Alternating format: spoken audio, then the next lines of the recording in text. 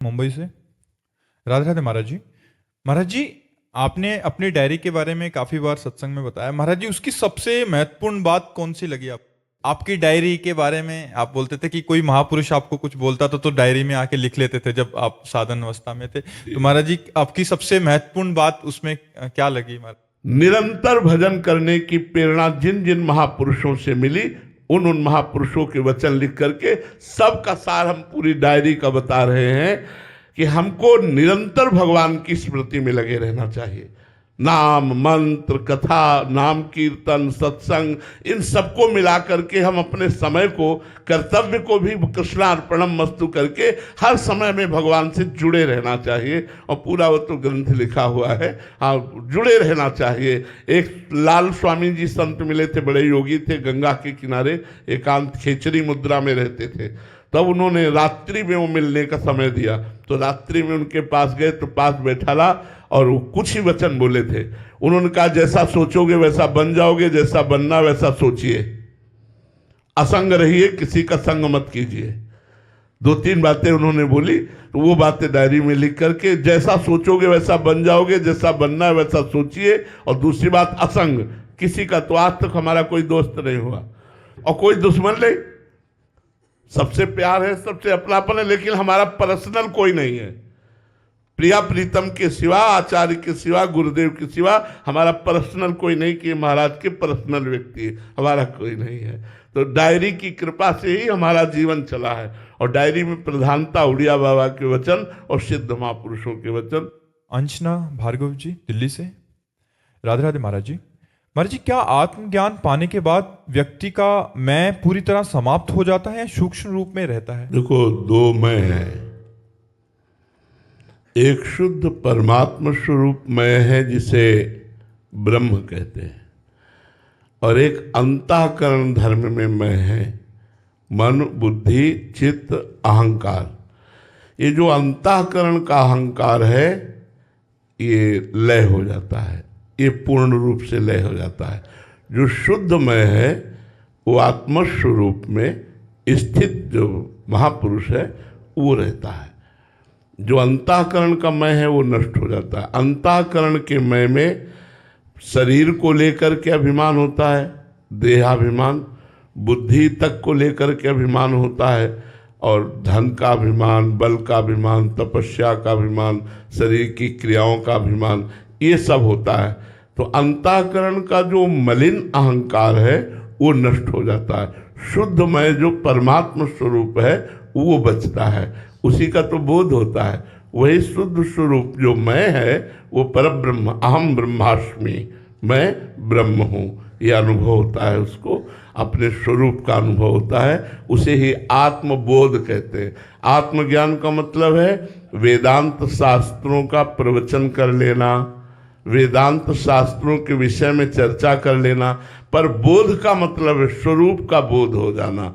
जिसे बोध हो गया वो चलते फिरते, उठते बैठते, खाते पीते, कुछ न करते हुए भी हर समय समाधि में रहता है।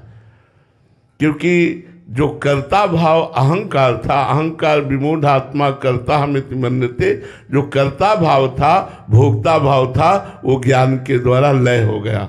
अब कर्ता भोक्ता भाव रहित स्वरूप में स्थित, अब प्रकृति की किया प्रकृति में हो रही, गुणानुगुण वर्तनते मनुष्या पार्थ सर्वसा, वो अपने स्वरूप में स्थित रहता है, वो मैं नष्ट नहीं होता।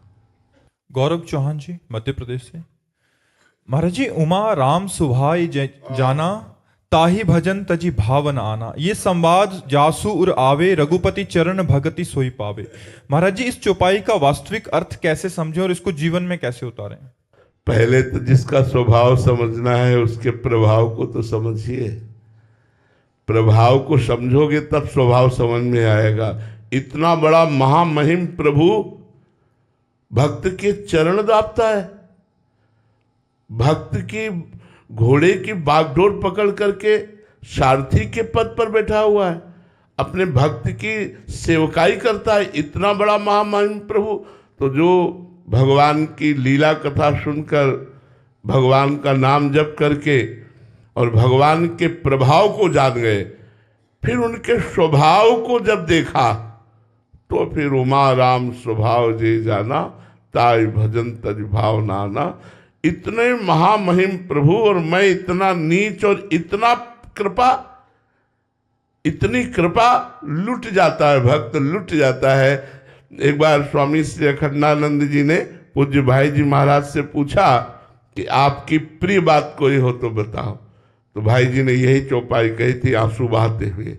अश्रु प्रवाह होने लगा और कहने लगे, उमा राम स्वभाव जे जाना, ताई भजन तज भाव नाना। भगवान के स्वभाव को जान गए, अस स्वभाव कौन सुने न देखूं।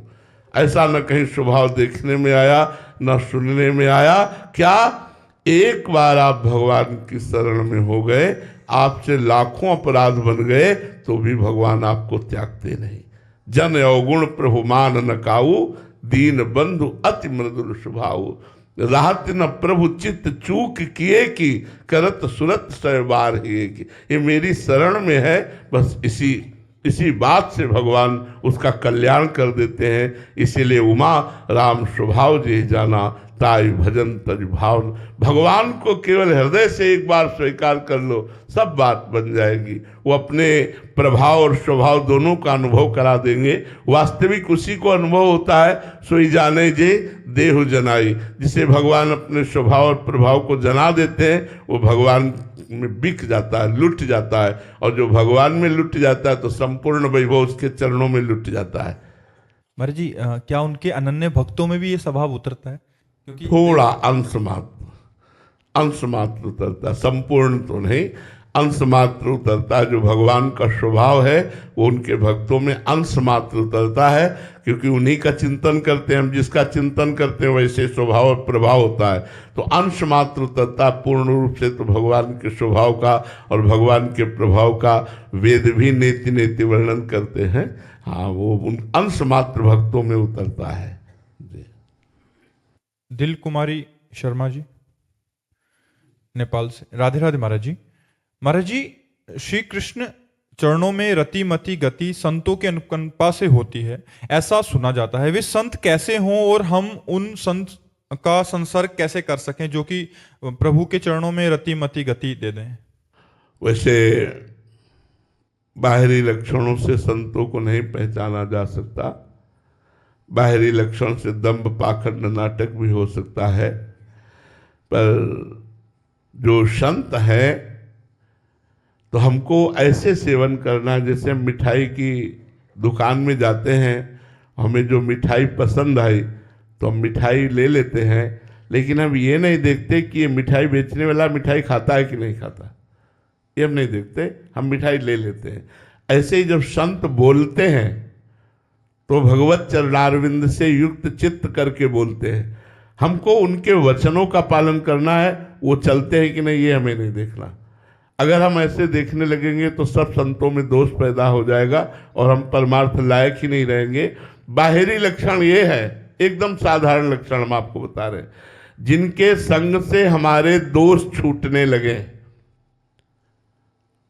जो हमारे गंदे दोष है, शराब पीना, मांस खाना, नाना प्रकार के गंदे आचरण करना, जिनकी बात सुनकर, जिनके संग से हमारे दोष छूटने लगे, हमारे हृदय में ये बात आने लगे कि मैं बहुत अधम जीव हूँ, मैं बहुत नीच हूँ, क्या भगवान की हम पर कृपा होगी, और भगवान की तरफ हमारे कदम बढ़ने लगे, जिनकी वाणी सुन करके भगवान में हमारी रति होने लगे, जिनके पास बैठने से हृदय शांत होने लगे, जिनके देखने से ऐसा लगे कि मैं देख तो पहली बार रहा हूँ लेकिन ऐसा लगता है कि इनसे मैं बहुत परिचित हूँ और बार बार देखने की इच्छा हो, ऐसा तो ये बाहरी लक्षण है। और आंतरिक लक्षण है जो सहनशील है, जो धैर्यवान है, जो परोपकार संपूर्ण लोगों के प्रति भगवत भाव रखता है, जो किसी की अपेक्षा नहीं रखता, जो निर्मोह है, जो मान रहित है, जिसमें किंचित मात्र किसी के संग का प्रभाव नहीं पड़ता है, जो मान अपमान निंदा स्तुति इन सब में समान भाव है, मानापमानस्तुल्यो तुल्य निंदात्म संस्तुति, जो इस कोटि का महापुरुष है। पर ये बाहरी लक्षण तो है नहीं, अंदर के हैं, इसलिए इनको पहचानना कठिन है। हम बाहरी भगवत भाव मान लेते हैं। जब हम किसी श्री विग्रह में पाषाण मूर्ति में भगवत भाव मानकर भगवान को प्राप्त कर सकते हैं, तो हम संत भगवान में भगवान का भाव रखकर क्यों नहीं प्राप्त कर सकते। इसीलिए भगवान श्री राम जी ने नवधा भक्ति में 7वीं भक्ति कही है, सातो सम मोहिमय जग देखा, मोते अधिक संत कर लेखा।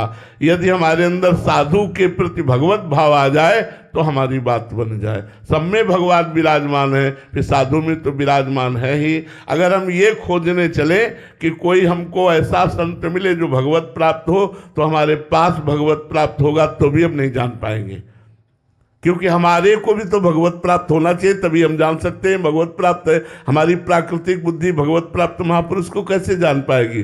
बाहरी लक्षणों से तो नहीं जाना जा सकता कि ये संत हैं कि नहीं। हम अपने भाव से संत मान लेते हैं और हमारे ऊपर कृपा भगवान की होगी। संत पर भाव करने से भगवंत की कृपा से हमारे सारे कार्य बन जाएंगे परमार्थ के। ऐसे हम खोजने चले तो दोष दृष्टि हो जाएगी। संतों की हमने सिद्ध महापुरुषों को भी देखा है, उनके बाहरी व्यवहार एकदम साधारण पुरुष जैसे होते हैं, उनको कोई पहचान नहीं सकता। देखने पर यही लगेगा ये हमसे भी साधारण है, और बड़ी उच्च कोटि की स्थिति के महापुरुष है। एक स्वामी अनंग बोधाश्रम स्वामी जी थे, बचपन से महान बैरागी। चित्रकूट में रामलीला हो रही थी, तो जब राम वनवास का प्रसंग चला तो वो बालक ही थे, भाग पड़े घर से। भगवान वनवास को गए, अब मैं आजीवन वनवास में रहूंगा, ऐसा उन्होंने निश्चय किया। और गंगा का किनारा पकड़ा तो एक स्वामी शंकरानंद जी महापुरुष, बड़े सिद्ध महापुरुष थे, वहाँ उनको संतोष प्राप्त हुआ। उनके चरणों में लौट गए और कहा, स्वामी जी मैं संन्यास लेना चाहता हूँ। तो उनका इतनी कम अवस्था में संन्यास, तो उनका गुरुदेव मैं वचन देता हूँ कभी संन्यास धर्म के विरुद्ध आचरण नहीं करूँगा। तो सन्यास में दिगंबर किया जाता है, नग्न किया जाता है। बड़ी करुण उस समय स्थिति होती है। हाथ उठा के पूछा जाता है तुम्हारा कौन, तो नारायण के सिवा कोई नहीं।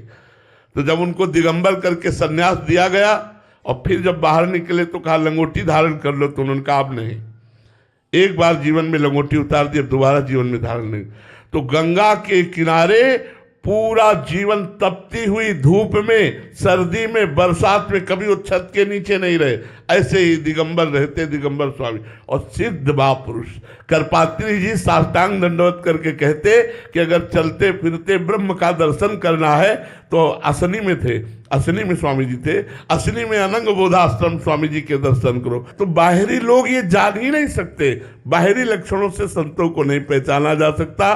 तो संतों का सहज स्वभाव, सरलता, भगवान की कृपालुता, ये हम सबका कल्याण कर देगी। बस हम भाव कर ले, हम संतों पर भगवत भाव कर ले। अगर वो कहीं धोखेबाज भी है तो हमारा भाव भगवान स्वीकार करेंगे और हमारा मंगल भगवान करेंगे। हम तो इतना ही जानते हैं कि वेश मात्र को प्रणाम करो, वेश मात्र की आराधना करो, इसी से भगवान प्रसन्न हो जाएंगे। और लक्षणों को पहचानना, तो जब तक आप में लक्षण नहीं आएंगे तब तक आप पहचान नहीं सकते। रमेश जी हल्द्वानी से। राधे राधे महाराज जी। गुरुदेव भगवान, हम आपके द्वारा दिए गए समस्त नियमों का पालन करने का पूर्ण प्रयास करते हैं। हमने एक बार एकांतिक वार्तालाप में आपके श्रीमुख से सुना था कि प्रकट में गुरु दर्शन का विशेष महत्व है और गुरु कृपा तभी सुलभ होती है जब अंतःकरण गुरु आज्ञा की प्राप्ति के लिए लायक रहता है और गुरु अपनी दिव्य कृपा दृष्टि से शिष्य को योग्य बना लेते हैं। हम जैसे आदम जनों को गुरु आज्ञा का बोध कैसे हो महाराज जी, कैसे इस आपके योग्य बने गुरुदेव भगवान की निजता वैसे जो सत्संग होता है, अगर आप अपने में ऐसा भाव रखते हैं कि मैं किसी संत का शिष्य बनना चाहूँ, तो सत्संग में भगवान ही बोलते हैं। संतों की वाणी में बैठकर भगवान बोलते हैं। हमें सत्संग की बात को पकड़ना चाहिए। अगर पर्सनल आदेश उपदेश ना मिले गुरुदेव से, तो जो गुरुदेव सत्संग में बोले वो बात पकड़नी चाहिए।